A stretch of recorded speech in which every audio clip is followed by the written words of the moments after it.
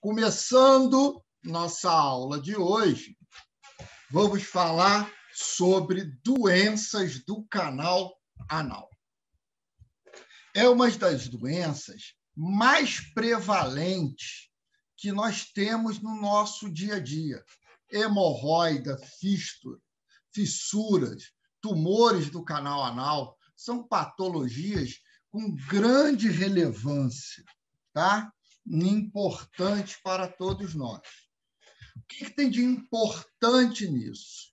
Aí nós vamos falar das patologias mais comuns, então vocês precisam entender as manifestações clínicas do nosso paciente, a indicação dos exames complementares e a conduta terapêutica em cada caso desse.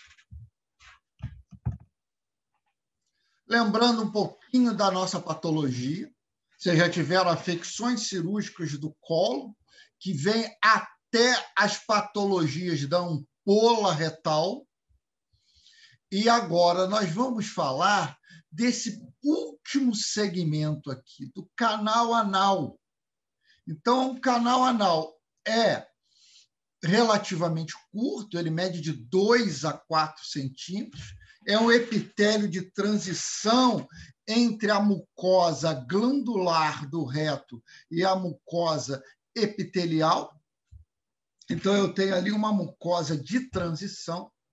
Eu tenho uma linha Z ou uma linha pectínea aqui que divide a região do reto para o canal anal. E aqui a gente vai falar das principais patologias que acometem essa região.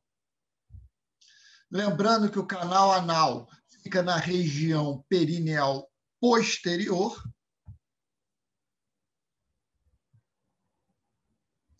Aqui, clitóris, as duas espinhas laterais e a região do cóccix. Então, a gente vai traçar um triângulo anterior, que é o triângulo urogenital, e o trígono posterior, que é o trígono anal. Então, só para a gente lembrar, como em toda a semiologia da medicina, o de grande importância é a história clínica e o exame físico. E a gente se surpreende com algumas coisas. É muito comum o paciente ter resistência de falar das suas queixas proctológicas e mesmo de ser submetido ao exame proctológico. Porém, o médico tem que ter naturalidade e o hábito de fazer o exame, tanto ginecológico na mulher, quanto proctológico em ambos os sexos. Faz parte do exame físico.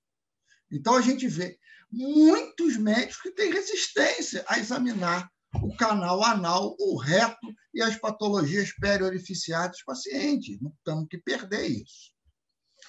O que a gente vai falar hoje? Temos as patologias da região perianal, nós vamos falar de alguma coisa sobre patologia da musculatura, do pavimento pélvico, principalmente prolapso e procidência retal. Nosso principal foco são as doenças benignas, principalmente hemorroidas, fístulas, fissuras, abscesso, cisto pilonidal, e as doenças malignas, tanto do canal anal quanto da borda anal. Mais uma vez, o exame clínico é importante e a gente tenta ser o mais objetivo. Vamos falar disso um pouquinho. Então, a história clínica, tempo de evolução, se acompanha a dor, se não acompanha a dor, se tem sangramento, se esse sangramento é com fezes, se esse sangramento é sem as fezes. Toque retal faz parte do exame físico do paciente. Então, até aqui, vocês têm que ir, até o toque retal. Anoscopia é um exame relativamente simples, você precisa de um aparelhinho, é muito semelhante ao exame ginecológico para você olhar o colo do útero, que é onde você colhe o preventivo. Então, existe um anoscópio. E retossigmoidoscopia rígida, flexível e a colonoscopia são os principais exames complementares para a gente avaliar os pacientes.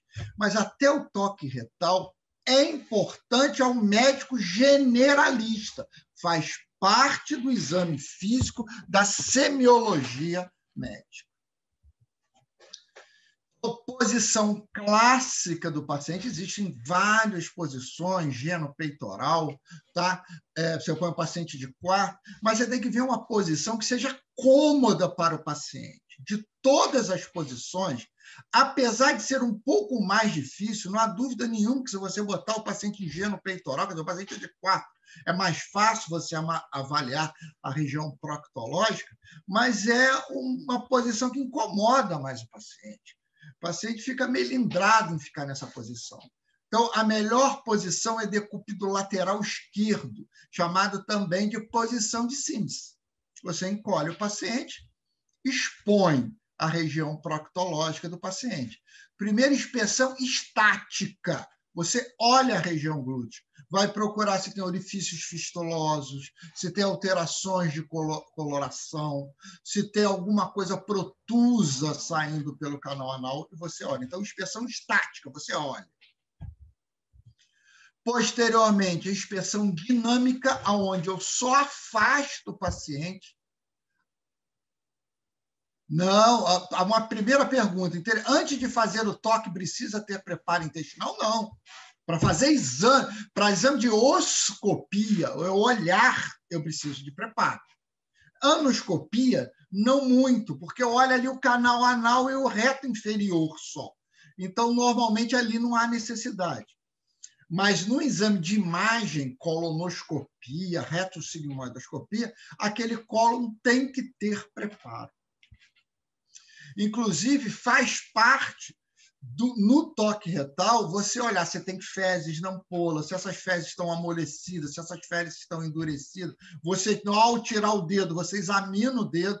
Ah, não, realmente, tem resíduo fecal. Esse resíduo fecal tem sangue, veio muco na minha luva. Então, isso são dados importantes. Tá? Mas esse exame é sem preparo algum. Inspeção dinâmica, você afasta o paciente, vai olhar realmente a região orificial.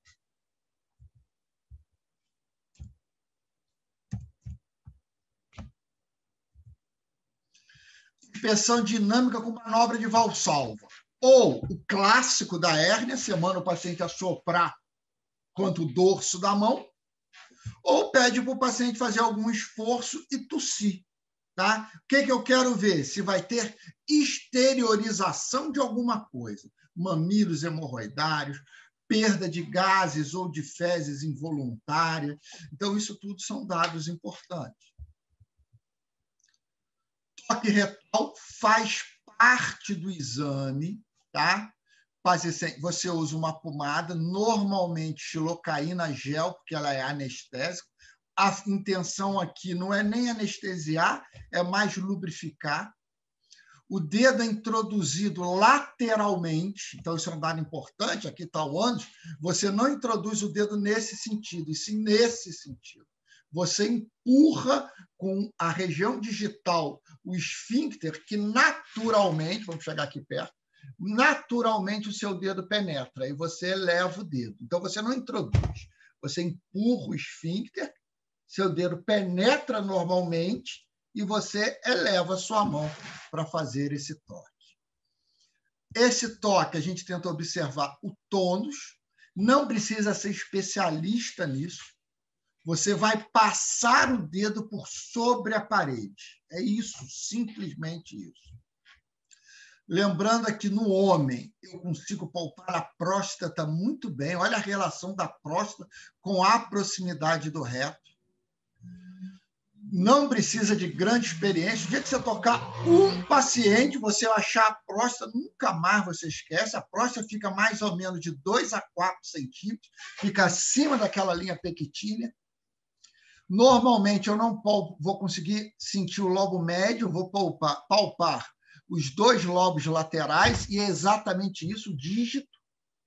Tá? Você sente um sulco mediano, um lobo de um lado e um lobo do outro lado. Então, é como se você estivesse palpando seus 2 dedos. Na mulher, normalmente, você palpa o colo do útero, por isso que o exame orificial é muito feito em mulher virgem, para você tocar o colo do útero.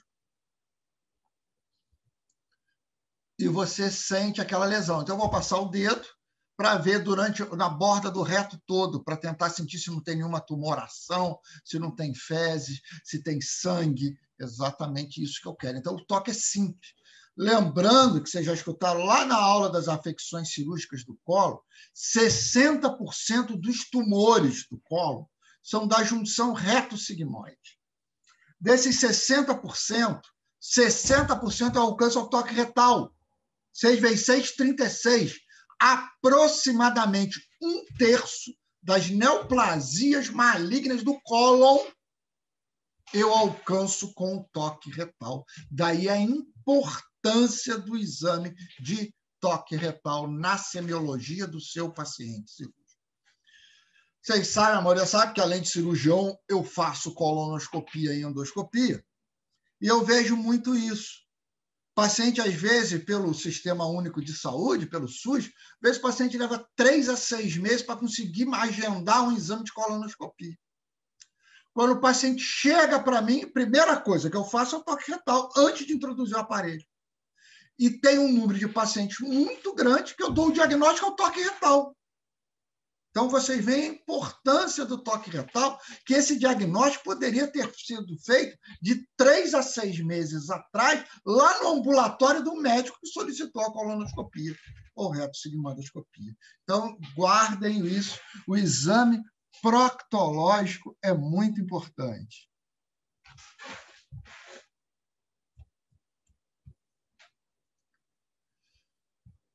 Hemorroidas, tá? Então, vamos começar agora nas nossas patologias mais comuns. Disparado, hemorroida. Hemorroida é o preço que a gente paga em ficar de pé. As hemorroidas, aqueles mamilos hemorroidários, eles existem em volta do canal anal porque eles funcionam como coxins, tá? Então, ele é um coxinho, uma almofada vascular para proteger o canal anal do trauma causado pelas fezes. Então, essa é a função. Ele faz a drenagem venosa daquela área, portanto, hemorroida nada mais é do que varizes do plexo hemorroidário. Então, cerca de 30% da população, mais ou menos 1/3 da população, vai evoluir em algum momento com hemorroidas, tá? Mais uma vez, eles são almofadas vasculares, e o papel dele fisiológico é proteger o meu canal anal. Fatores precipitantes. O que leva o paciente a ter hemorroida? Principalmente, aumento da pressão intraabdominal. Paciente com constipação crônica ou com diarreia crônica. Hábito defecatório, não no Brasil, mas Goiânia, aquelas regiões mais nordeste, norte, centro-oeste, o hábito do paciente de evacuar agachado. Ele coloca o pé no vaso sanitário e abaixa. Então, esse hábito aumenta a pressão intraabdominal, aumenta o esforço de evacuação e predispõe. Gravidez é um fator importante, porque o neném aumenta a pressão ali na pelve, dificulta o retorno venoso, então, além de favorecer a varize do membro inferior, também favorece as hemorroidas. Neoplasias, qualquer coisa que altere aquele retorno venoso. Classicamente, aumento da pressão intraabdominal. Lembrando um pouquinho da anatomia, as hemorroidas, ela tem 3 posições, tá? Então, eu tenho a hemorroida interna, que ela drena para a veia mesentérica inferior. E eu tenho as hemorroidas externas, que drenam pelas veias pudendas. As hemorroidas internas, que são mais comuns, está aqui, ó, a veia mesentérica inferior, ela continua como retal superior e vai dar 3 ramos, tá? Então, a veia retal superior é um prolongamento da mesentérica inferior, depois ela dá o afluente das veias sigmoideias, aqui, ó, veia sigmoideia, e continua como retal superior. A retal superior dá 3 ramos. Então, ela se abre em 3 ramos. Então, aqui, ó, mostrando as veias hemorroidárias. Esses 3 ramos que drenam todo o reto superior e o reto médio, eles são tão comuns, são tão constantes, tem pouca variação anatômica, que ela tem um nome: lateral esquerda, anterior direita e posterior direita. São os 3 ramos da veia retal superior. Elas são tão comuns que ele tem outros nomes: 3, 7 e 11 horas. Então, 3, 7 e 11 horas é o nome dela, não existe outra hora. O nome dela é 3 horas ou lateral esquerda, 7 horas ou posterior direita e 11 horas ou anterior direita. É o nome dele, são as 3 posições. São tão constantes que receberam o nome de acordo com o nosso relógio: 3, 7 e 11 horas. E, lógico, que veia, elas se anastomosam e vão realizar a drenagem de todo o canal anal. Então, eu posso ter pequenos mamilos, ó, igual vocês veem aqui, ó, entre os mamilos principais. E esses mamilos a gente chama de mamilos acessórios, porque eles drenam para o mamilo principal. Vou voltar um pouquinho. Então, as hemorroidas podem ser internas, que estão aqui embaixo, tá? Olha as hemorroidas internas, que tem a sua classificação, que a gente já vai falar disso. Elas são um prolongamento, tá, das hemorroidas internas. E eu tenho hemorroida externa, que são aquelas que drenam para a pudenda, que aparecem ali na borda anal. Olha a diferença. Então, a hemorroida interna, ela aparece ali no reto inferior e ela vai ser exteriorizada pelo canal anal, e as hemorroidas externas, que aparecem na região de borda do canal anal. E óbvio que eu posso ter hemorroida interna e hemorroida externa associada, e eu chamo de hemorroidas mistas. Então, vamos começar com a hemorroida interna. Então, a hemorroida interna é aquela que é afluente da retal superior, que, por sua vez, drena para a mesentérica inferior. Elas aparecem inicialmente acima da minha linha pectínea, aquela aqui, ó. Linha pectínea. Linha pectínea. E a classificação dela é de acordo com a clínica e o exame físico. Então, hemorroida grau 1 só sangra. Como é que ela sangra? Quando passa as fezes, a fezes traumatiza aquele mamilo, as fezes saem e o sangue sai junto em pequena quantidade. Normalmente, ele suja o papel ou pinga no vaso em pequena quantidade. Isso se chama hematoquesia. Então, hemorroida grau 1 só sangra. Todas as hemorroidas sangram, tá? Hemorroida 1 só sangra. Hemorroida grau 2, ele vai evacuar, ela sangra, ela é exteriorizada e volta espontaneamente. Grau 3, ela sangra, ela prolapsa durante a evacuação e não reduz espontaneamente. Eu preciso fazer redução digital. O cara vai lá com o dedinho e fala: não, eu coloco para dentro, ela volta. E a hemorroida grau 4 é aquela que está sempre para fora. Então, essa é a classificação da hemorroide e é muito importante, porque eu preciso dessa classificação para discutir a terapêutica do meu paciente.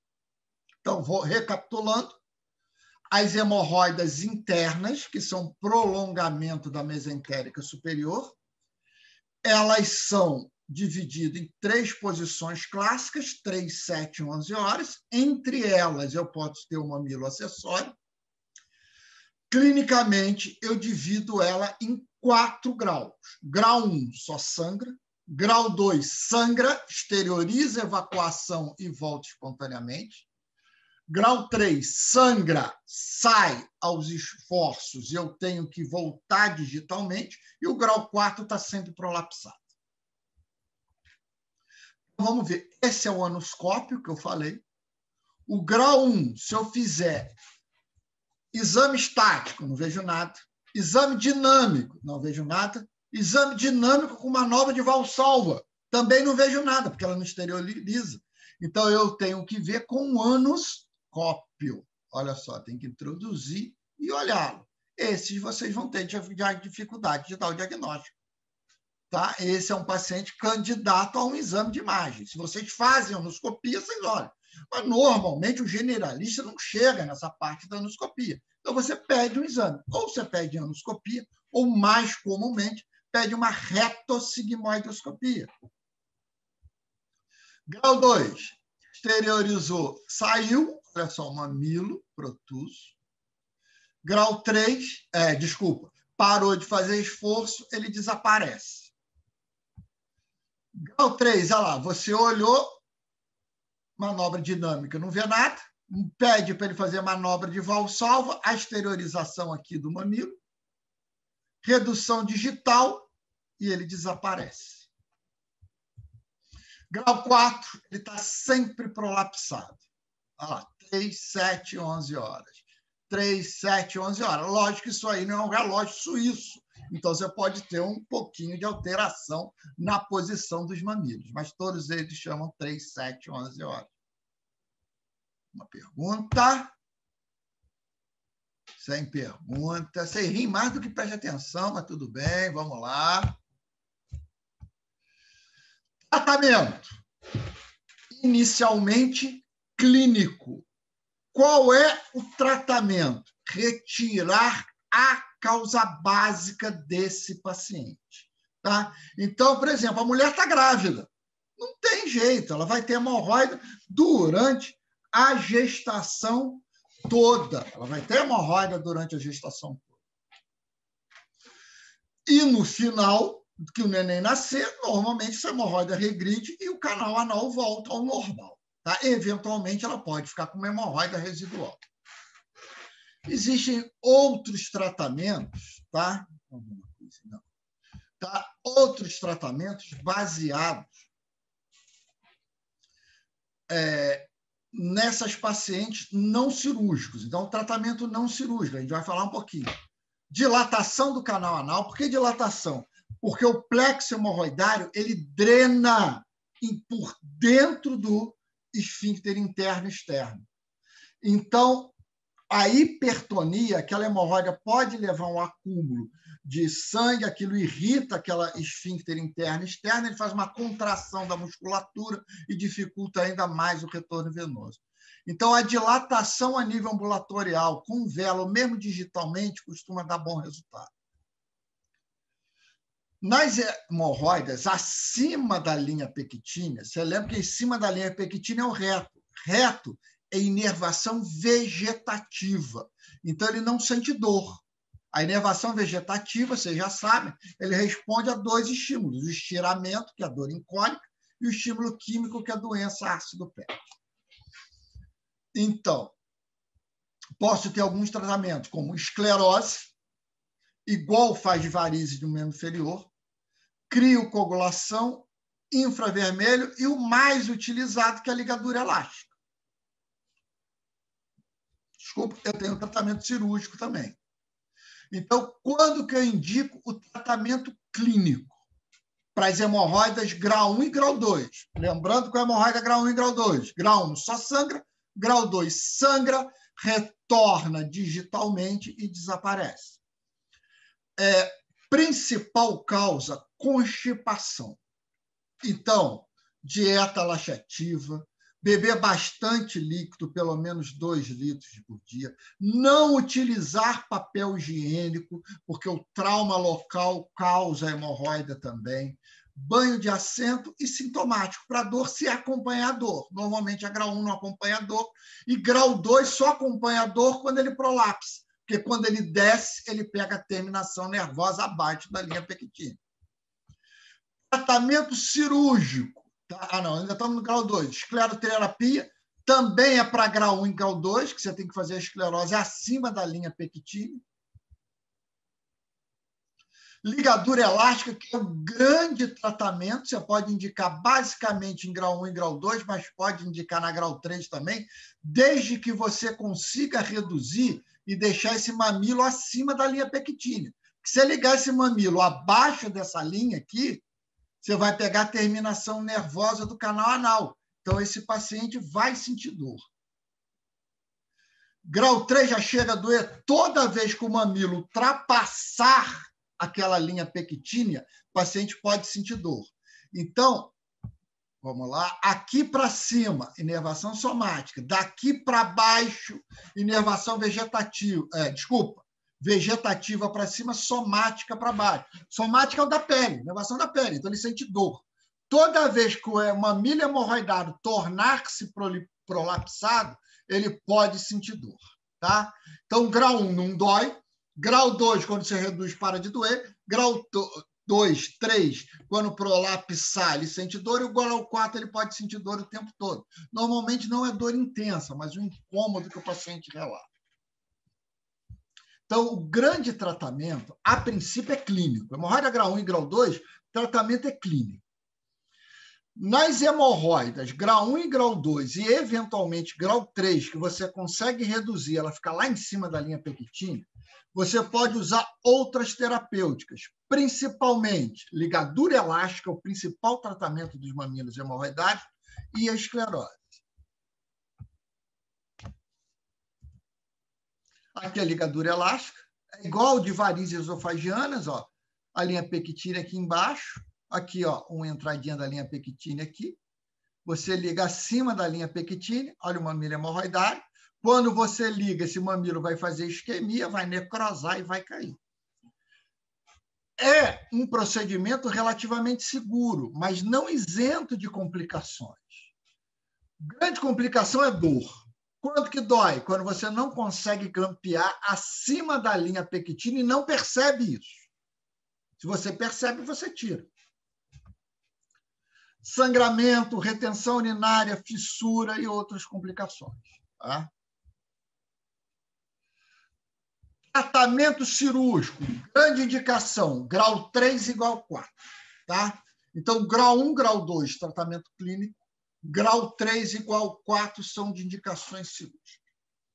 Eventualmente, prestem atenção agora, você pega alguns pacientes com grau 3 agudo. Exemplo, ele nunca foi constipado, mas por algum motivo ele teve uma constipação muito grande, fez um bolo fecal, aquilo traumatizou tão grande que ele fez um mamilo hemorroidário enorme que só reduzia. Ou esse paciente comeu alguma coisa, ficou uma semana com diarreia, acabou traumatizando a borda anal e acabou tendo uma hemorroida grau 3 aguda. Ele nunca teve essa hemorroida. Então, normalmente, essa grau 3 eu tento até tratar clinicamente. Se ele regredir, você não opera. Se ele não regredir, o tratamento é cirúrgico. Mas, didaticamente, grau 1 e grau 2, tratamento clínico, grau 3 e grau 4, tratamento cirúrgico. Desde que sintomático. Porque, às vezes, o paciente tem uma hemorroida grau 4, que está sempre para fora, mas ele chega, doutor, não quero operar, não. Vivo com isso normalmente, isso não me incomoda em nada. Então, não é mandatório o procedimento cirúrgico desse paciente. Existem complicações semelhantes à da ligadura elástica e da esclerose, mostrando duas técnicas. Primeiro, a técnica aberta, onde você retira o mamilo hemorroidário e liga a base. É a técnica de Milligan-Morgan, que é mais utilizada, você deixa isso aberto, porque o problema de você suturar, que é a técnica de Ferguson, primeiro, aumenta a chance de infecção, porque você fecha e cria uma condição. Segundo, que a fase final da cicatrização é retenção, você pode fazer estenose do canal anal. A faixa etária de maior incidência, você vê que isso não tem no livro. Normalmente é o adulto jovem, tá? Então, mas isso, você pode ter hemorroida em qualquer fase da vida, inclusive na criancinha. Às vezes a criança tem um surto de diarreia e aparece hemorroida, tá? Mas é comum no adulto jovem, no adulto mais idoso, tá? É mais comum em mulher, porque a mulher tem uma tendência natural a ser mais constipada que o homem. Tá? E por causa das gestações também. mas pode aparecer em qualquer faixa etária. Mais uma. Outra utilização do grampeador, que faz parte das cirurgias, tá? Minimamente invasivas, onde você usa um stapler, que é um grampeador, você vai lá em cima, isso é o paciente com anestesia, isso não é procedimento ambulatorial. A ligadura elástica e a esclerose são procedimentos ambulatoriais, isso é um procedimento cirúrgico, onde você vai lá e grampeia o reto acima da linha pequitínea na origem. Aqui, mostrando o grampeador aqui, ó, mamilo hemorroidário, você introduz, ó, olha os mamilos aqui, você fecha o grampeador e vai ligando e cortando. O grampeador, para vocês entenderem, é como se fosse uma ligadura elástica. Só que eu vou grampear e vou seccionar todos aqueles mamilos hemorroidários de uma vez só. Não é muito utilizado, porque uma das complicações é a estenose desse reto aí causado pelo grampeador. Aqui mostrando uma cirurgia clássica, aqui, ó, a hemorroide, o mamilo hemorroidário aqui. Ele veio lá por cima da linha pequitínea, então você vai dissecar e vai ligar a sua base e deixar ele aberto.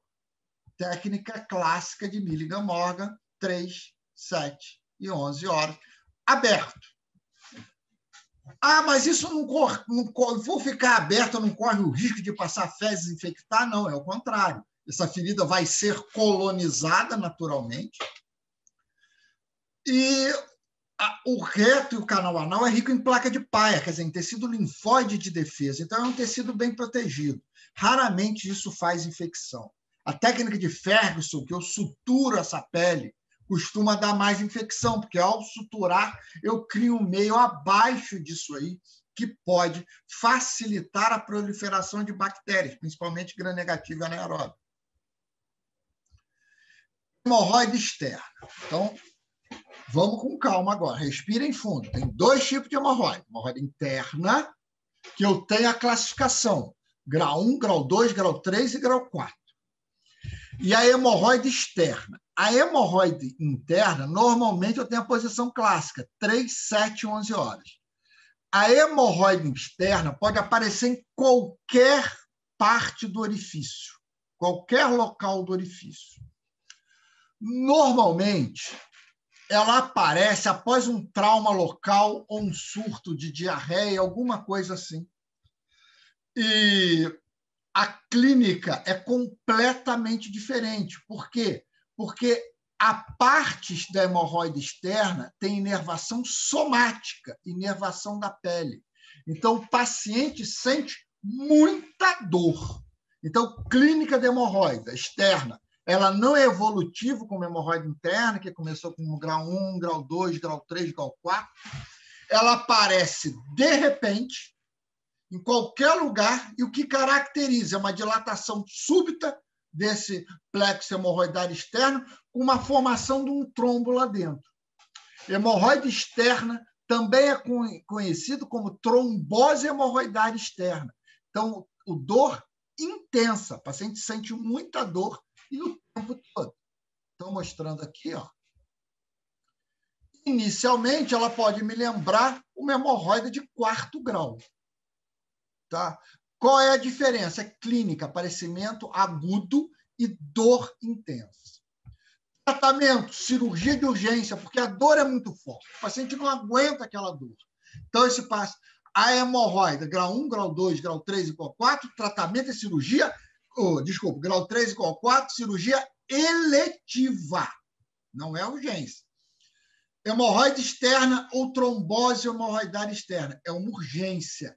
Tratamento imediato. Você precisa levar esse paciente para o centro cirúrgico e ou drenar o trombo ou mesmo fazer hemorroidectomia de uma vez. Ok? Alguma dúvida? Então, falamos. Essa que leva mais tempo um pouquinho, as outras a gente fala um pouquinho mais rápido. E agora nós vamos falar sobre outra patologia relativamente comum, que é a fissura anal. O que é a fissura anal? É uma solução de continuidade na borda anal, normalmente acarretada por trauma. Então, é uma ruptura superficial da mucosa. Disparado mais comum, borda posterior, por causa da linha de força da contração do esfíncter. Então, ela pode ser posterior. Eventualmente anterior. E raramente anterior e posterior. Mas você vê, então, que a posição posterior em relação ao cóccix, tá? Anterior em relação à região digital, à região genital. Então, ele é disparado posterior, eventualmente anterior e raramente anterior e posterior. Se aparecer lateral, em outra posição que não posterior ou anterior, eu tenho que pensar nos diagnósticos diferenciais.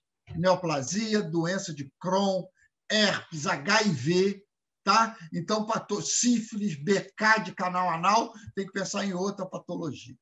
Normalmente, neoplasia de borda anal é um dos principais diagnósticos. Clínica. Dor lacerante, principalmente durante a evacuação. Porque quando ele evacua, tem uma solução de continuidade, as fezes, que são ácidas e traumáticas, passam naquele tecido com terminação nervosa exposta e o paciente sente muita dor. Então, já temos duas patologias que causam dor intensa. Primeira, trombose hemorroidária. A dor é contínua, dói o tempo todo, independente se ele está evacuando ou não. Fissura anal. Um incômodo durante o dia todo e uma dor lancinante quando ele for evacuar. Pode ter um pequeno sangramento, mas não é comum, um sangramento menor que da hemorroida. O grande problema está aqui. Ó. Devido à dor, ele leva a espasmo do esfíncter. Lembra que eu já falei na hemorroida que a drenagem venosa ele passa por dentro do esfíncter. E o pior, a vascularização também passa, a arterial também passa por dentro do esfíncter. Então, quando ele faz a hipertonia por causa da dor, ele comprime a vascularização, diminui o fluxo sanguíneo para a área da fissura e dificulta a cicatrização. Então, essa dor tende a se perpetuar e essa fissura a ter dificuldade de cicatrização. Mostrando aqui uma fissura posterior, aqui está a genitália, e aqui ó, o cóccix, e aqui mostrando uma solução de continuidade. Ok? Uma fissura. E agora vem qual é o problema dela. O problema da fissura anal aguda é a cronificação. Então, eu tenho um trauma. Quando eu faço esse trauma aqui, eu faço uma hipertonia do músculo esfíncter interno. E aquilo diminui a irrigação sanguínea, dificultando a cicatrização. Se dificulta a cicatrização, a fissura mantém ou mesmo aumenta e a dor continua. E ele fica com medo de evacuar. Por quê? Porque quando ele evacua vai doer muito, mas não tem jeito. Então, ele fica sem evacuar, aquelas fezes vão se tornando mais volumosas, vão absorvendo cada vez mais líquido e vão ficando cada vez mais endurecidas. E uma hora ela vai sair. E quando ela sai, ela traumatiza ainda mais, levando a um ciclo vicioso. Então, o problema da fissura aguda é ela se cronificar. Tá? Então, esse é um dado muito importante. Então, clinicamente, a fissura aguda é um machucadinho, um arranhado ali na borda anal. Se ela for traumatizando, aquela fissura vai se tornando crônica e as bordas vão se tornando cada vez mais calosas, formando uma úlcera naquilo ali. Quando eu penso que essa úlcera cronificou, quando ela, primeiro, tempo, mais de 4 semanas. Então, normalmente, uma fissura aguda leva em torno de 4 semanas. O tratamento é semelhante da doença hemorroidária. Então, aqui a fissura aguda, olha só, um machucado, um arranhado, aqui, ó, borda anal, um machucadinho no canal anal. Olha lá, um canalzinho no canal anal. Eventualmente, pode sangrar um pouquinho junto com as fezes. Ó, você vê que tem umas raiazinhas de sangue aqui. mas a principal clínica é dor intensa. Tratamento clínico, tá? Então, dieta rica em fibra, beber bastante líquido para que aquelas fezes, apesar de aumentar o volume com a dieta rica em fibra, elas vão ficar mais macias. Um outro tratamento é esfincterotomia clínica. Você pode usar nitroglicerina ou mesmo diltiazem. Você sabe que os dois são usados em cardiologia na forma de comprimido, que eles são vasodilatadores, tá? Ou mistos ou predominantemente venosos. E eles atuam todo na musculatura lisa. Então, você pode usar tópico na forma de pomada. Normalmente, você usa pomada de diltiazem a 2%, você manda manipular, não existe pomada de diltiazem na farmácia, com o nome químico normalmente, você manda manipular e você utiliza em volta da borda anal 2, 3, às vezes 4 vezes por dia e vai evacuar. Lembra que a gente falou que em torno de 4 semanas ela leva para cicatrizar, você ainda dá um limite de segurança ali em torno de 8 semanas. Então, 8 semanas é o tempo que eu penso em cirurgia, tratamento cirúrgico. Então, vocês viram uma fissura anal aguda. Era só uma soluçãozinha de continuidade. Vamos voltar aqui, ó. Olha aqui a fissura aguda, uma solução de continuidade. Quando ela começa a cronificar, a partir de 4 semanas a 8 semanas, eu começo a pensar em procedimento cirúrgico. Quando que ela cronifica? Essa úlcera, essa fissura aguda começa a virar uma úlcera. As bordas ficam elevadas e calosas. A pele da ponta em relação à pele, ela começa, ela começa a fazer uma exteriorização, como fosse uma excrescência de pele. Isso se chama plicoma, e a gente chama de plicoma sentinela. E o processo inflamatório inflama aquelas criptas do canal anal. Ele faz uma criptite, uma papila hipertrófica dentro desse canal anal. E isso forma uma tríade clássica da fissura anal aguda. Então, a presença do plicoma, a presença da papila hipertrófica e o esfíncter se torna aparente. Tá? Alguns falam de fibrose da borda, outros hipertonia, e a maioria dos livros traz como esfíncter aparente. Então, essa é a tríade clássica da fissura crônica. Plicoma, sentinela, papila hipertrófica e o esfíncter aparente com hipertonia. Diagnóstico, uma história típica. Ele sente uma dor intensa, prolongada após evacuação. Pode ter sangramento vivo e prurido. Tá? Então, aqui ó, a tríade, mostrando até a outra tríade clássica, com hipertonia em vez do esfíncter aparente, que é o que mais fala a favor. Mostrando aqui uma fissura crônica, olha só. O plicoma aqui, e aqui dentro a papila hipertrófica. Olha só, eu vendo por anoscopia, há uma úlcera.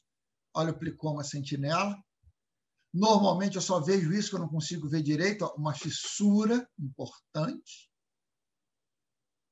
E aqui a papila hipertrófica, ó, a excrescência apontando para ele. Ó, a papila hipertrófica. Ó, desculpa, plicoma sentinela. Ó, papila dentro do canal anal. A fissura crônica, ela tem esse tratamento básico da fissura crônica é cirúrgico. Posso até tentar, prestem atenção, inicialmente, a esfincterotomia química, com diltiazem, que é o mais utilizado, ou nitroglicerina. Mas, normalmente, eles respondem mal. O diltiazem e a nitroglicerina respondem mais no tratamento agudo. Então, a forma aguda, não usar papel higiênico, lavar, dieta rica em fibras, beber pelo menos 2 litros de água por dia. Aquelas pomadas Ultaproct, Procto-Glivenol, que são pomadas à base de um anestésico, elas não são muito indicadas na doença hemorroidária, porque a única coisa que ela tem é um anestésico tópico. Se na hemorroida ele sente pouca dor, eu não preciso utilizar. Mas na fissura você deve utilizar, principalmente que a dor faz parte da gênese do ciclo vicioso. Então, você usa ali, normalmente após evacuações e na hora de deitar. Banho de assento, seja esquentar uma bacia, ele sentar em cima, aquele chuveirinho com água morna, ele banhar bastante a região perineal posterior. Posso tentar, então, a esfincterotomia química, mas o grande tratamento é a esfincterotomia cirúrgica. Tá? Então, esse é o tratamento. Por quê? Porque a hipertonia que é o fator perpetuante agora. Então, aqui está uma fissura, eu posso ressecar essa fissura, que vai facilitar a cicatrização, mas eu vou no esfíncter interno, que é involuntário, que é o prolongamento da musculatura longitudinal e circular do tubo gastrointestinal. Eu não posso seccionar o externo, senão ele faz incontinência fecal. Mas o interno não há problema. E o tratamento é esfincterotomia interna. Mostrando aqui, mais uma vez, a imagem do nosso livro. Agora, uma terceira patologia comum, que é o abscesso anorretal.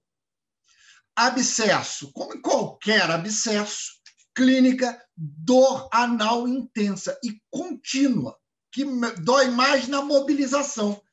O abscesso e a trombose hemorroidária externa tem uma clínica muito semelhante. O abscesso, por ser infeccioso, pode causar sinais sistêmicos de infecção, que seria a febre. Mas, clinicamente, o principal é a dor abdominal. Pacientes imunocomprometidos podem levar a quadros mais graves de sepse, sepse intensa, sepse severa. Tá? E, clinicamente, eu vou ver uma massa em região perianal com sinais flogísticos. Lembrando que esse abscesso, normalmente, ela começa por essas glândulas da região das criptas de Morgani, que são isso aqui, ó, da interseção nessa linha Z, entre o reto e o canal anal.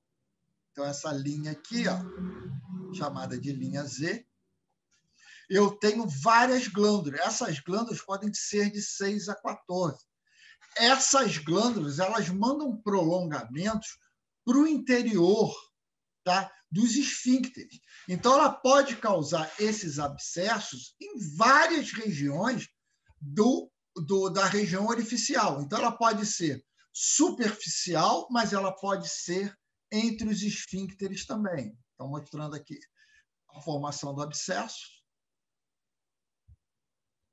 entre o esfíncter aqui, mas ela pode ter submucoso. Aqui mostrando a classificação clássica dos abscessos. Um abscesso simples perianal, onde eu vejo. O abscesso pode ser interesfincteriano, aqui, ó, entre o esfíncter interno e externo.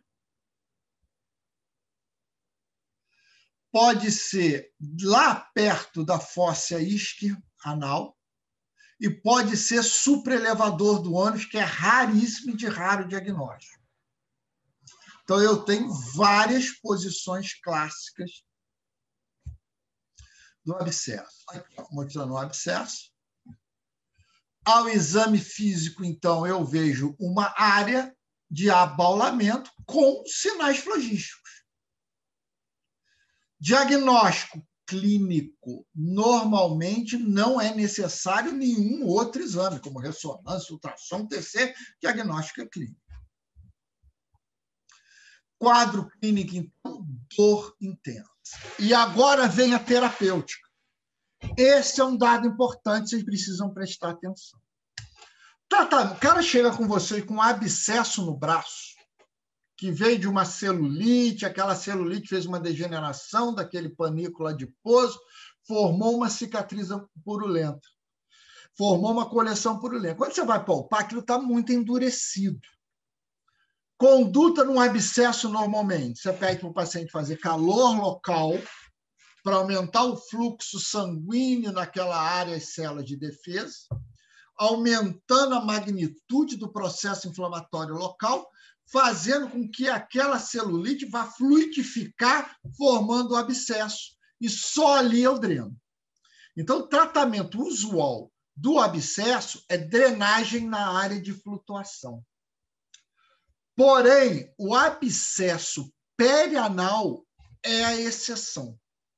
Então, isso é um dado importantíssimo da nossa aula de hoje.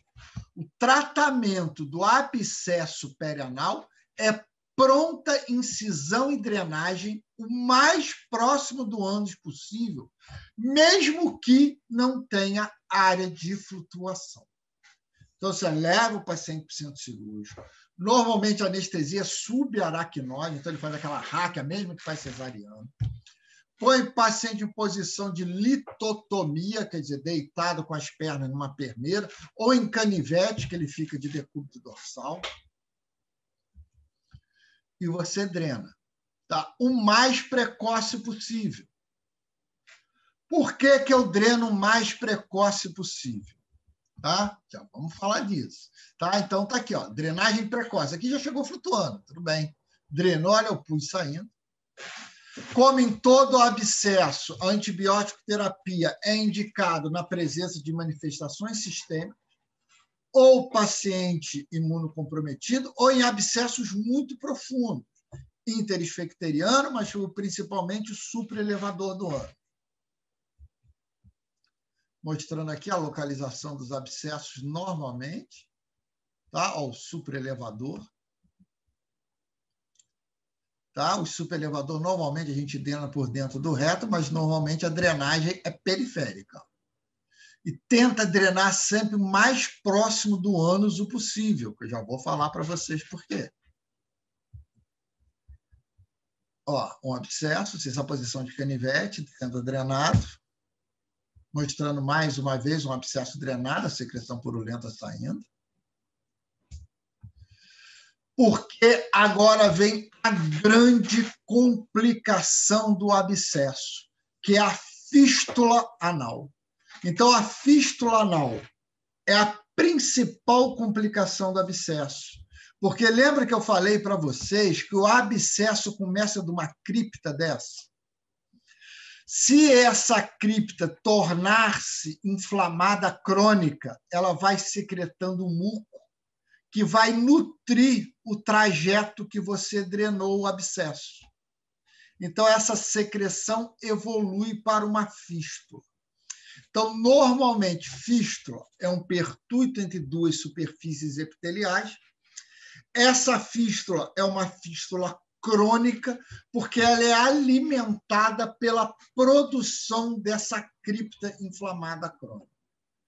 Quando que essa cripta normalmente inflama? Quando o abscesso evolui para a flutuação. Por isso que o tratamento do abscesso é a drenagem o mais rápido possível, mesmo com ela endurecida, para tentar evitar a cronificação dessas fístulas. Então, o principal causa de fístula anal está aqui, que é o abscesso perianal, cerca de 90% das fístulas. Tá? Mostrando aqui, ó, um orifício interno, que normalmente fica na cripta, e a saída, que é o orifício externo. Eventualmente, uma fístula dessa, como o líquido que sai é tão pouco, essa pele aqui pode epitelizar e ocluir o orifício de drenagem. E vai acumular secreção aqui, essa secreção vai contaminar e vai formar um novo abscesso. Então, a fístula anal pode levar a um abscesso de repetição. O abscesso tem uma clínica exuberante, que nós já falamos, que é dor intensa. A fístula não dá clínica. Tá? A clínica da fístula, o paciente fala que fica minando uma secreção, sim, e ele sente sempre aquela região glútea úmida e mesmo molhando, tá? A região perianal e molhando a cueca ou a calcinha. Então, as fístulas vão depender de onde era o abscesso inicial. Primeiro, elas podem ser simples e complexas. Simples é quando eu tenho um orifício interno e um orifício externo. Então, o orifício que começou e o orifício de drenagem. Complexa, quando ela tem vários orifícios de drenagem, seja interno ou, mais comumente, vários orifícios externos. A fístula pode ser interesfincteriana, que é disparado a mais comum, que ela passa só por dentro do orifício interno. Essa fístula é importante no tratamento. Por quê? Porque para eu tirar essa fístula, eu tenho que seccionar esse músculo aqui. Como esse músculo é o músculo interno, não tem problema nenhum, que ela não é voluntária. O grande problema é as fístulas transesfincterianas, que além de seccionar o interno, ele secciona o externo. Se eu seccionar os dois músculos, faz incontinência fecal, porque o músculo esfíncter externo do canal anal é voluntário, é o que eu controlo. Se eu seccionar ele, faz incontinência fecal. As fístulas supraesfincterianas e as fístulas extraesfincterianas, onde eles passam acima do canal anal. Quando eu for retirar, uma das importâncias... Tratamento é cirúrgico, não existe outro tratamento da fístula, uma cirurgia eletiva. Eu tenho que retirar todo o trajeto.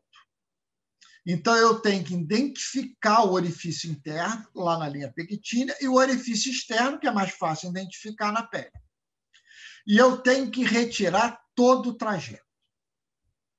Segundo Goodsall, ele me diz o seguinte, que as fístulas posteriores, posterior em relação ao cóccix, elas são curvas, e as anteriores são retas. Estou mostrando aqui, ó, uma fístula anterior reta. O orifício externo está aqui, o orifício interno aqui. Ela é anterior, ó, à região genital aqui, ela mostrando a fístula reta. E as posteriores tendem a ser curvas. Por isso que você tem que tomar cuidado com a fístula anterior, que o orifício de externo, olha só onde ela está, for maior do que 2 centímetros.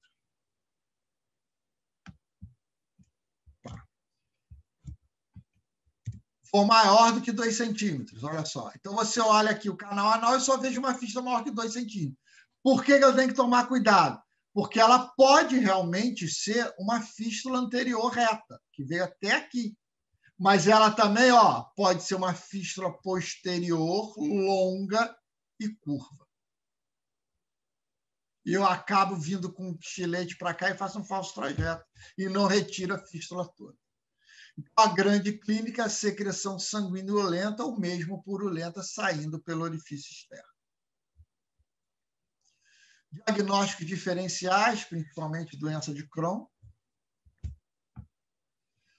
Exame complementar também não é indicado. A história clínica e o exame físico fecham esse diagnóstico.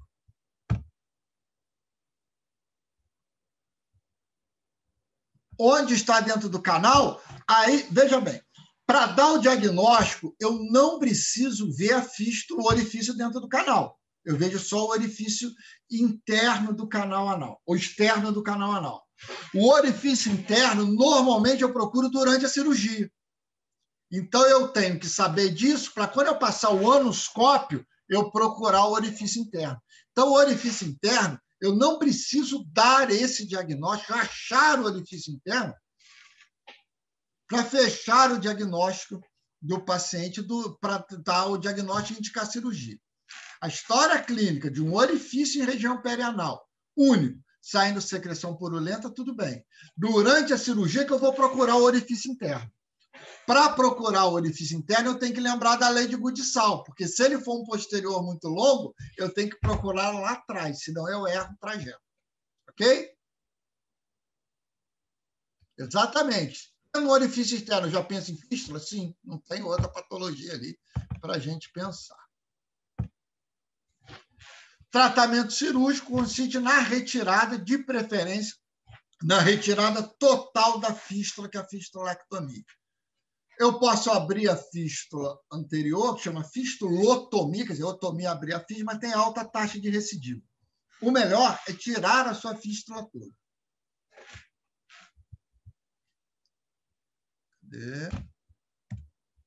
Aqui mostrando, ó, o orifício externo, ele cateterizou o orifício interno, então ele abre o trajeto.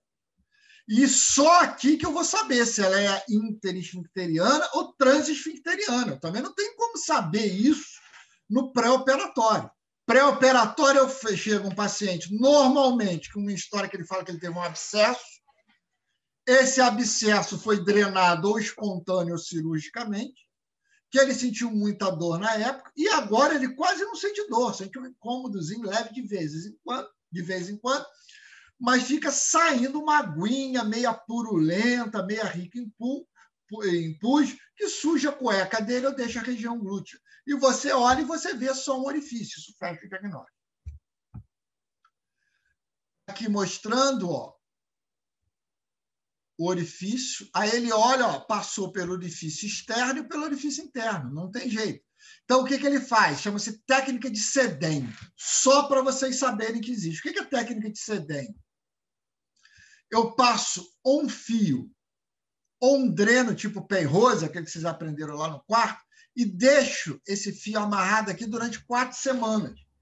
Esse fio, esse corpo estranho em volta do esfíncter externo, vai fazer um processo inflamatório crônico disso aí e vai fixar esse esfíncter aqui.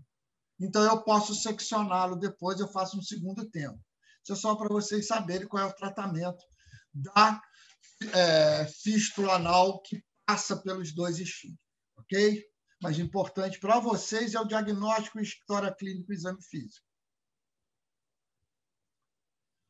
Agora, a patologia do pavimento, a gente tem 2 importantes, que é o prolapso, que a gente chama de prolapso mucoso, onde só a mucosa sai, e a procidência, é quando todo o reto desce, é uma evaginação do reto.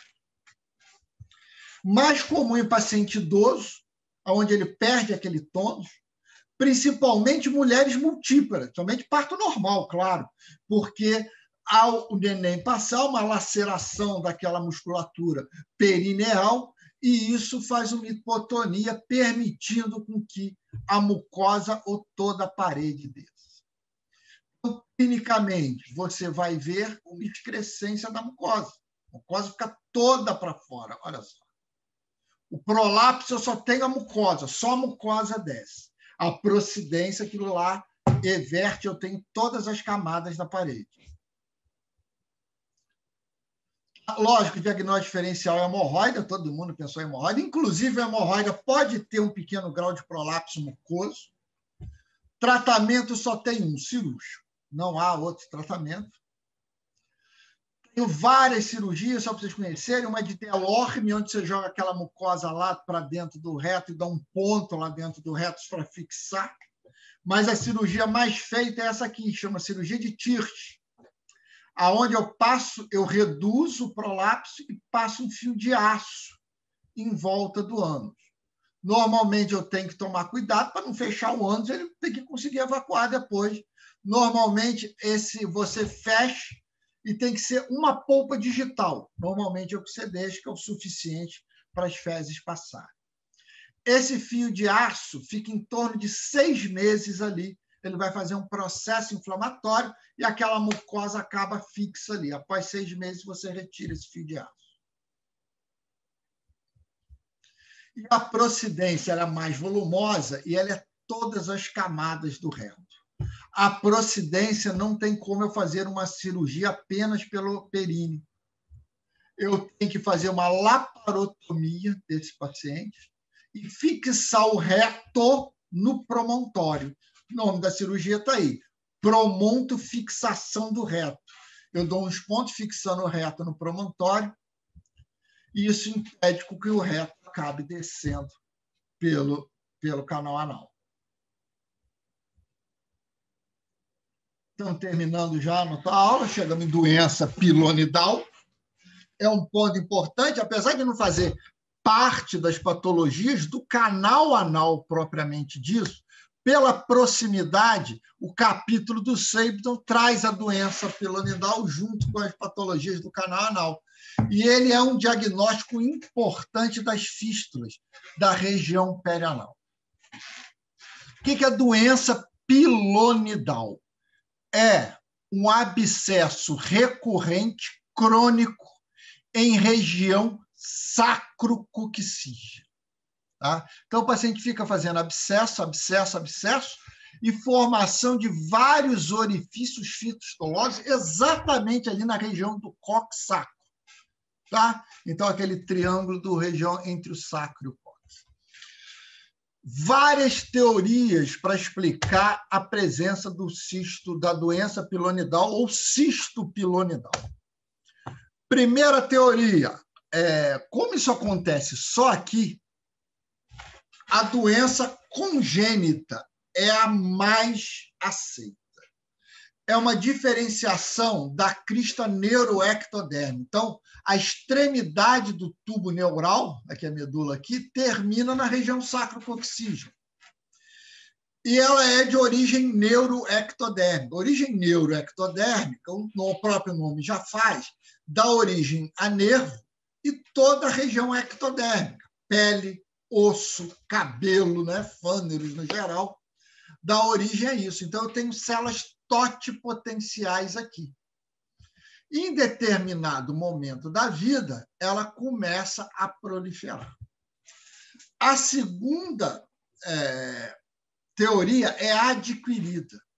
Isso é comum em pacientes que têm hipertricose, tá, nessa área. Então, tem muito pelo nessa área. Então, eles acreditam que aquele pelo sofre um processo inflamatório e estimulam a crista neural que está ali, que fechou. Então, são duas teorias. Todas duas têm controvérsia, então, a mais aceita são as duas teorias juntas. O paciente tem uma má formação da crista neural, ela não fecha, então eu tenho aquelas células totipotenciais. Então, um pelo desse inflama, e esse processo inflamatório é o suficiente para estimular essas células totipotenciais a aparecerem. Tanto é isso a teoria mais aceita, que normalmente ele tem uma história que começa com o cabelo inflamado, e quando isso cronifica, você abre, tem ali pedaço de dente, pedaço de fâneros, pedaço de cabelo. Por quê? Porque estimulou aquelas células totipotenciais. Lá na etiologia clínica, normalmente assintomático, o paciente tem vários orifícios que podem drenar, então é semelhante a fístula, porém isso pode abscedar. Quando absceda, o tratamento é uma doença clínica de abscesso. Dor, calor, rubor, tumor e a tumoração. Tratamento só tem um, cirúrgico.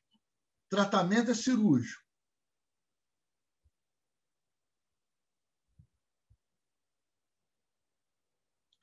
Tá? Cirúrgico. Se o tratamento é cirúrgico, retirado em bloco da lesão. Se ele tiver abscedado, eu não consigo retirar em bloco, principalmente que eu posso disseminar o processo infeccioso. Se ele abscedar, o tratamento é só drenagem. Drena, trata a infecção e depois você trata o cisto pilonidal. Então, aqui o diagnóstico é clínico, mas aqui eu estou mostrando uma ressonância só para mostrar para vocês, ó, que o processo inflamatório, o cisto aqui, ó, chega até a fáscia do cóccix. Estou mostrando, ó, várias fístulas. Pode ter uma ou mais fístulas que drena, ele drena alto. Tá? Por isso faz o diagnóstico diferencial com fístula perianal. A diferença é a localização, não há dúvida nenhuma.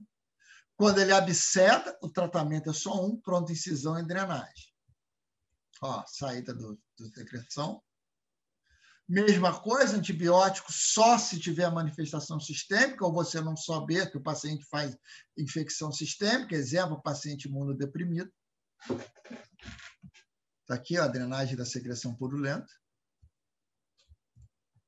E o tratamento é ressecção em bloco até a ressecção da fáscia pré-coccígea. Normalmente, cicatrização por segunda intenção. Olha só, você deixa isso aberto. Olha a pilificação do cabelo, do pelo aqui da região glútea aumentada. Tá vendo? E você deixa cicatrizar por segunda intenção. A linha de força é em reação da prega glútea, então a cicatrização leva de 15 a 3 a 6 meses, normalmente de 15 a 30 dias, você tem um processo cicatricial final. Tá? Lembra que é tecido de granulação, preenchendo, você vê a figura diminuindo progressivamente o tamanho dela, porque a linha de força é em reação à prega glútea. Vamos lá. Faz por segunda intenção por 2 motivos. Primeiro, porque se você fechar, aumenta a taxa de infecção. Você cria um meio. Segundo, que a região é muito afastada. E por ser profunda, ela exuda muito. Então, normalmente, essa exudação acaba rompendo os pontos, e os pontos acabam abrindo espontaneamente. Terceira causa, que quando você faz aberto, diminui a taxa de recidiva. Tá? Então, por isso que a técnica aberta é mais utilizada. Quando o cisto pilonidal é pequenininho e a borda já fica afrontada, a gente acaba aproximando. Mas, normalmente, a gente faz por cicatrização de segunda intenção, principalmente por diminuir a taxa de recidiva. E, normalmente, ele abre. Finalmente, chegamos agora às neoplasias, tanto do canal anal quanto da borda anal. São muito semelhantes àquelas aulas que nós tivemos lá de pele e tecido celular subcutâneo. Lembra que nós falamos de doença de Bowen, doença de Paget? Então, são patologias comuns a essa hora, principalmente células escamosas, células basais, e assim vai. São os tumores da margem anal. E agora eu tenho também o tumor de canal anal. Os tumores do canal anal são mais agressivos, onde eu tenho o carcinoma epidermoide, o melanoma e o adenocarcinoma. Normalmente, não são tumores comuns, representam cerca de 1% de todas as neoplasias do colo. Estão relacionados com processo inflamatório crônico, principalmente relacionado ao condiloma.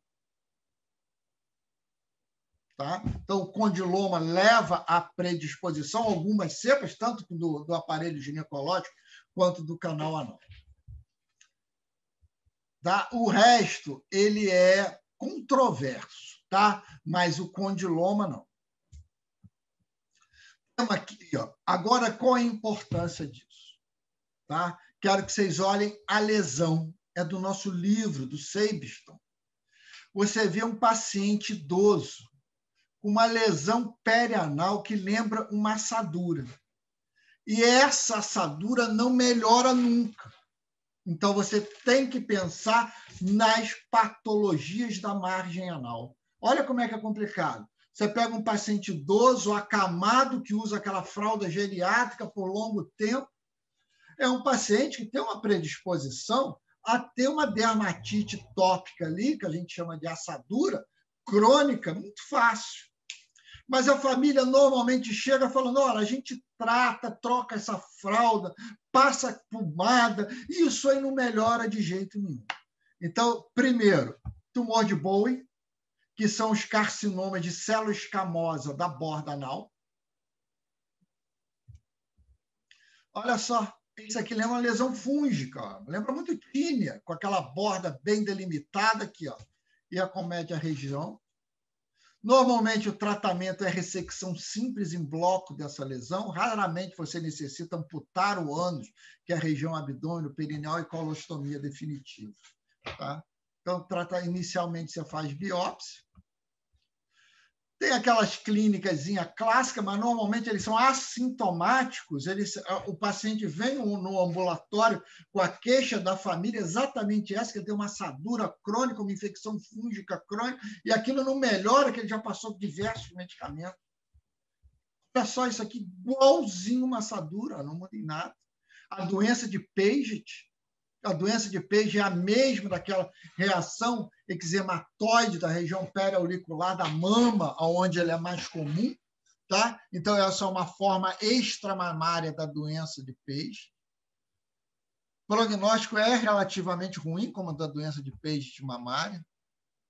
Tá? Ó, lesões eczematóides, quer dizer, semelhantes, ressecção em bloco da lesão, não há outro tratamento, e, eventualmente, amputação abdômeno-perineal. Carcinoma de células basais, que podem ou não evoluir com lesões ulceriformes, mas normalmente elas são planas, lembram, olha como é que lembra uma assadura, uma tínia. O tratamento é sempre o mesmo, é ressecção em bloco da lesão.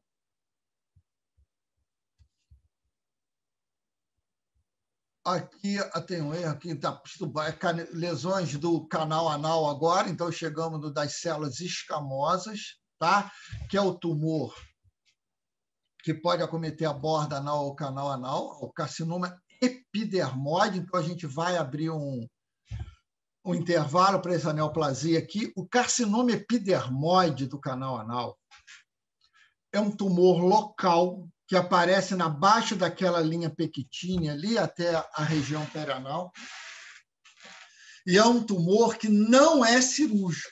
Os carcinomas epidermoides respondem muito bem à quimio e radioterapia.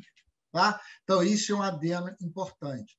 Porque o tratamento, quando não responde à radioquimioterapia, é uma cirurgia muito agressiva, que se chama amputação ou ressecção abdômeno-perineal do reto. A gente faz uma cunha em volta dessa lesão e resseca todo o ânus e o períneo posterior e fecha esse períneo. Ele fica sem ânus e colostomia definitiva.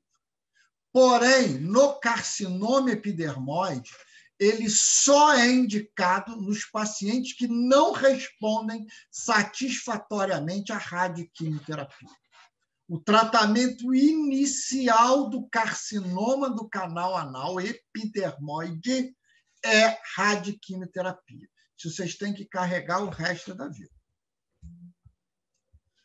Melanoma é um tumor altamente agressivo do canal anal, uma mortalidade elevadíssima, tá? nos 5 anos, próxima dos 100%, tá? Então, é um prognóstico péssimo, uma sobrevida média de 2 a 5 anos. Não responde bem à rádio, não responde bem à quimioterapia, não responde bem à cirurgia. A cirurgia proposta seria ressecção abdômeno-perineal inicial.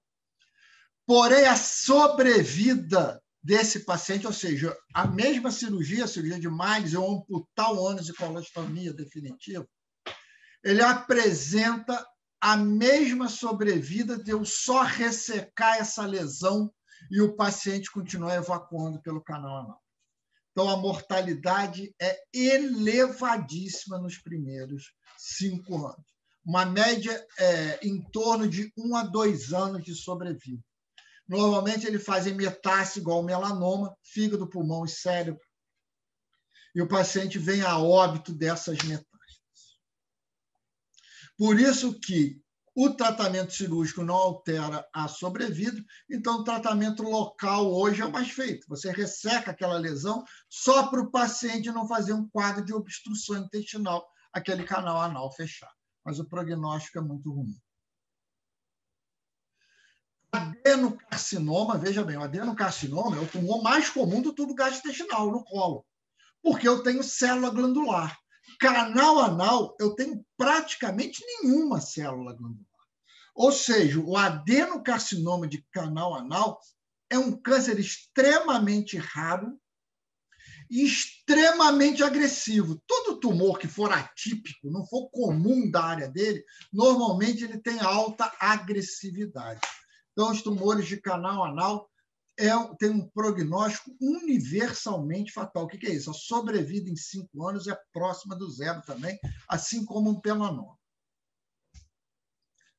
Ok? Então, eu falo, conclusão hoje das doenças do canal anal, o que eu preciso que vocês carreguem daqui é a importância do exame proctológico. Hemorroida, fístula, fissura, trombose hemorroidária externa, abscesso ano-retal, todos eles têm uma clínica importante, uma clínica rica. Vocês viram que, basicamente, eu não preciso dos exames complementares, o exame físico é importante. As hemorroidas, grau 1 e 2, tratamento clínico, grau 3 igual 4, tratamento é cirúrgico. As fístulas, a cirurgia é eletiva. O que dá dor intensa, trombose hemorroidária externa, que o tratamento é pronta incisão e drenagem, tá? Tem que drenar o trombo. Abscesso ano-retal, que o diagnóstico também é clínico, a clínica é dor intensa contínua, como da trombose hemorroidária externa, e o tratamento também é pronta incisão e drenagem, não precisa esperar flutuar, para tentar diminuir a probabilidade de evoluir para a fístula perianal. Outra causa de dor intensa, então, é a fissura anal, mas a fissura anal apresenta uma melhora fora dos períodos de evacuação. A fístula perianal você deve tratar, importante, até 8 semanas. A partir de 8 semanas, eu penso no tratamento cirúrgico. A doença pilonidal é uma doença cirúrgica, que a complicação é a infecção secundária. Quando ele tem infecção secundária, o tratamento é drenagem, e a doença do cisto pilonidal é a retirada em bloco daquela área. E a importância dos tumores da margem anal, doença de peixe, doença de Bowen, que elas são semelhantes a processos irritativos crônicos daquela região glútea. Então, você tem que tomar cuidado com aqueles processos que não melhoram cronicamente. E dos tumores do canal anal, o melanoma e o adenocarcinoma são altamente agressivos, e o carcinoma epidermoide, que a gente tem que botar a grande exceção ali, que o tratamento inicial é um dos poucos cânceres que o tratamento inicial não é cirúrgico, é rádio e quimioterapia.